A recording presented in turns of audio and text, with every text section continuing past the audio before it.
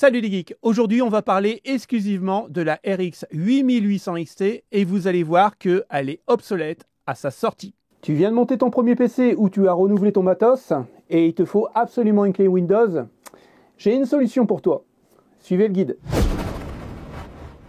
Sur le site Keyfan, une plateforme 100% légale, sélectionne le Windows qui te convient, ajoute-le au panier et passe au paiement sans oublier le code promo LPC50 pour profiter d'une remise de 50%.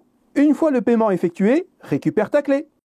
Mais si tu as envie de faire un achat combiné de Windows 11 Pro et Office 2021 Pro, aucun problème. Dans ce cas, profite d'une nouvelle remise exceptionnelle de 62% avec le code LPC62. Sur les leaks qui sont tombés cette semaine concernant la 8800 XT de chez AMD, ce ne sont encore que des rumeurs. Je n'ai pas de leak officiel de la part de chez AMD et même les plus grands ne les ont pas. Mais derrière ces rumeurs, on a quand même une petite part de vrai et je pense que c'est mal parti. Mais je vais essayer de m'expliquer. Il y a 2 semaines, on avait fait un Tech Actu concernant justement la RX 8000 et on avait eu ce tableau-là. On pouvait voir qu'on était bien sur la nouvelle architecture de chez AMD, on était sur du 4 nanomètres de chez TSMC, on avait 3 déclinaisons de cartes, le Navi 48 pour la 8700 XT, le Navi 44 pour la 8800 XT, et on avait aussi un échappatoire avec le Navi 43 qui était prévu pour la 8900 XT, qui est apparemment pas prévu au programme pour l'année 2025 et 2024. Mais bon, vous verrez par la suite. Pour le type de mémoire, on avait vu que AMD choisissait la GDDR6 tout simplement pour baisser ses coûts de production et pour nous faire une carte vraiment pas chère. La largeur du bus, on était à 256 bits, ça n'avait pas changé. Par contre, on avait un boost au niveau de l'horloge par rapport à les anciennes cartes 7900 XT. On passait à 3 GHz, voire même 3,3 GHz. Donc en gros, un très gros overclockage. Et la date de sortie, 3e trimestre 2024 et au 1er trimestre 2025. Maintenant, on va essayer d'analyser les nouveaux leaks qui sont sortis sur la toile cette semaine et on va le comparer au tableau. Déjà, au niveau de la vitesse d'horloge qui s'exprime en gigahertz, on a complètement changé. Puisque je vous rappelle, sur le tableau, c'était entre 3 et 3,3 GHz vraiment en boost. Et aujourd'hui, on est entre 3,4 et 3,5 GHz. Donc, on a quand même un petit peu plus de vitesse d'horloge. Est-ce une rumeur ou est-ce vraiment fiable? Maintenant, au niveau de la vitesse de fonctionnement de la 7900 XTX, il y a quand même un gros progrès. Puisque au maximum, la 7900 ne fait pas mieux que 2,5 GHz, voire même 2,4. Donc oui, on a 1 GHz de plus selon la rumeur. Au niveau de l'architecture RDNA 4, et c'est super intéressant, puisqu'on aurait l'équivalent de Tessen Core et de FP8 de chez Nvidia pour en fait l'intelligence artificielle. Donc est-ce qu'elles seront au niveau de chez Nvidia? Honnêtement, je ne le pense pas. Mais il y aurait quand même une avancée par rapport aux anciennes générations des RX 7000. Concernant le type de mémoire, il faut savoir que cette semaine, ça bouge aussi. AMD nous explique dans son tableau qu'il va utiliser la GDDR6 pour contenir les prix de fabrication et surtout contenir les prix de revente de ses cartes. Aujourd'hui, on a un nouveau leak qui nous dit bien que AMD pourrait opter pour de la mémoire en GDDR7.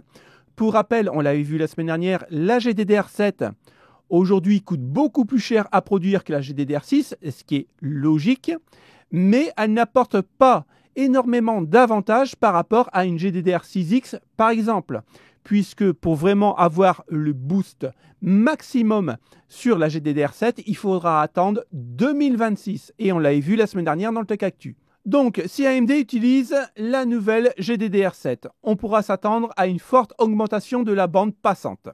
S'il utilise la GDDR6, une grande partie de l'augmentation de la génération proviendra des mises à jour au niveau de l'IPC et de l'horloge. Donc, l'horloge maximale qu'on vient de voir à plus 1 GHz. Concernant la date de sortie de ces cartes, ça n'a vraiment pas bougé puisqu'on est toujours au dernier trimestre 2024, donc pour Noël, ce qui est vraiment logique, c'est la période où ils vont vendre le plus, et début, donc premier trimestre 2025. Mais on en saura vraiment plus au mois de juin au Computex 2024. Maintenant, concernant le prix, la RX 8800 XT aurait normalement un prix vraiment très contenu par rapport à l'ancienne génération, les 7900 XTX, qui était à plus de 1000 €. La 7800 XT pourrait avoir un prix de 500 $, prix de base. Mais attention, cette semaine, ça a aussi bougé. Car dans un nouveau leak, on nous explique que la RX 8000 devrait augmenter de prix par rapport à la génération 7000. Pourquoi ? Tout simplement parce que TSMC a augmenté les coûts de fabrication de son processus 3 nanomètres de 22%. Donc, effectivement, AMD devrait augmenter ses prix. Ou alors, il y aurait une autre chose à prendre en compte, c'est que AMD garde les prix officiels entre guillemets de 500 $ pour la 8800 XT, mais dans ce cas-là, il ne retravaillerait plus sur une nouvelle génération de FSR et on garderait toujours le FSR 3.0. En début de vidéo, je vous disais qu'on avait le droit à 2 déclinaisons de cartes graphiques de chez AMD pour cette année, voire même 2025. Donc le Navi 48 et le Navi 44. Et je vous disais que le Navi 43 était réservé au plus haut de gamme des cartes graphiques de chez AMD, donc une version RX 8900 XT. Et je vous avais même dit que normalement, c'était jeté à l'eau puisque de toute façon, AMD ne voulait pas rentrer dans la compétition avec Nvidia pour la plus grosse carte, la plus puissante au monde. De toute façon, il a toujours perdu sur ce terrain-là. Et voulait se concentrer sur le milieu de gamme et sur l'entrée de gamme, et c'est là où il fait le plus de ventes. Eh bien, sachez que, encore une fois, cette semaine, ça a bougé. Puisqu'on aurait peut-être le droit à une RX 8900 XTX. Eh oui, mais attention, je ne vais vraiment pas m'attarder dessus parce qu'aujourd'hui, c'est vraiment une rumeur et je dirais même plutôt un fake. Parce qu'aujourd'hui, si on lit bien tout le communiqué de presse, il n'y a rien qui se repose sur une future 8900 XTX. Mais on parle plutôt, en fait, de la 8800 XT et la 8700 XT. Donc, pour l'instant, la 8900, honnêtement, je pense qu'il faut l'oublier. Vous l'aurez remarqué, mais dans la miniature, et je l'ai marqué en grand, RX 8800 XT, obsolète à sa sortie.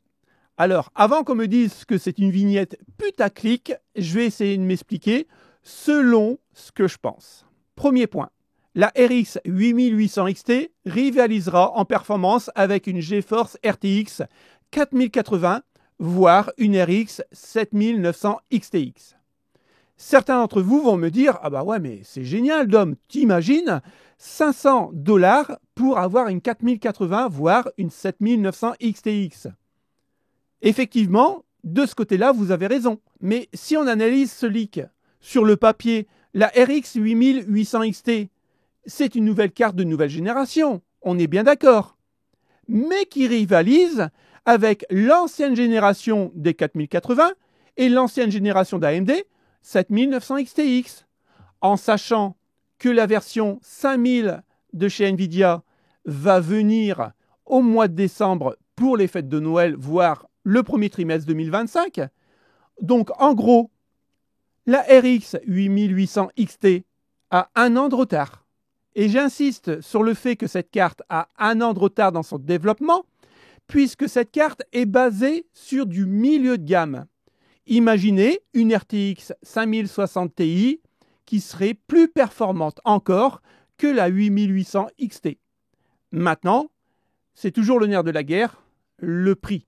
Et on voit que AMD est encore à la bourre au niveau de son architecture GPU, puisqu'en 2023, au mois de décembre, il y a eu un petit leak d'un brevet de chez AMD qui nous préconisait que les nouvelles architectures GPU RDNA 4 seront bien présentes. Mais encore une fois, le brevet date de décembre 2023. Donc, comme d'habitude, AMD a toujours un train de retard. et c'est vraiment dommage puisqu'il n'arrivera jamais à concurrencer Nvidia, même dans le milieu et de l'entrée de gamme, et voire même se faire dépasser par peut-être les futurs Battle Mage de chez Intel. Si les rumeurs s'avèrent vraies, une chose pourrait sauver cette carte graphique, son prix. Si elle est vraiment pas trop chère comparée au RTX 5060 de milieu de gamme de chez Nvidia, dans ce cas-là, AMD aura un rôle à jouer dans le milieu de gamme, voire même dans l'entrée de gamme. Mais si le prix est concurrentiel par rapport au RTX 5060 Ti ou 5060, dans ce cas-là, je pense que les gens repartiront chez Nvidia. Dites-moi ce que vous en pensez. En tout cas, merci d'avoir suivi ce Tech Actu jusqu'à la fin. Salut les potes, ciao ciao!